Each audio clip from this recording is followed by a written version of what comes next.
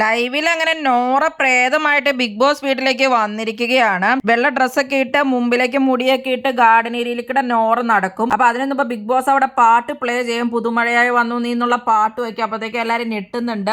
ജാസ്മിനൊക്കെ ഞെട്ടി ഒച്ച ഉണ്ടാക്കുന്നതായിട്ട് കാണാം. അപ്പത്തേക്ക് ആളുകൾ പറയുന്നുണ്ട് നോറ ആയിരിക്കും വന്നെ എന്നുള്ളതൊക്കെ എല്ലാവർക്കും തന്നെ മനസ്സിലായി. ഡോറിക്കടെ വന്ന് നോക്കുമ്പോ നോറ നടക്കണെയാണെന്ന് അവർക്ക് മനസ്സിലാവും. നോറയുടെ നടപ്പൊക്കെ കാണുമ്പോ അങ്ങനെ നോറ ബിഗ് ബോസ് വീടിനുള്ളിലേക്ക് കയറിയിരിക്കുകയാണ്. അപ്പൊ നോറ പറയുന്നുണ്ട് 2-3 ദിവസം കൂടെയൊക്കെ നിന്നിട്ട് വന്നെന്നായിരുന്നു എനിക്ക്. അപ്പൊ ബാക്കി കാര്യങ്ങളൊക്കെ ഒന്ന് അറിയായിരുന്നു എന്നൊക്കെ. അപ്പൊ അവിടെ സിജോയും സായൊക്കെ പറയണ്ട ഇതിൽ കൂടുതൽ ഇനിയിപ്പോ എന്നെ അറിയാനുള്ളതെന്ന്, ഇത്രയൊക്കെ അറിഞ്ഞതൊക്കെ തന്നെ ഉള്ളൂ എന്നൊക്കെ.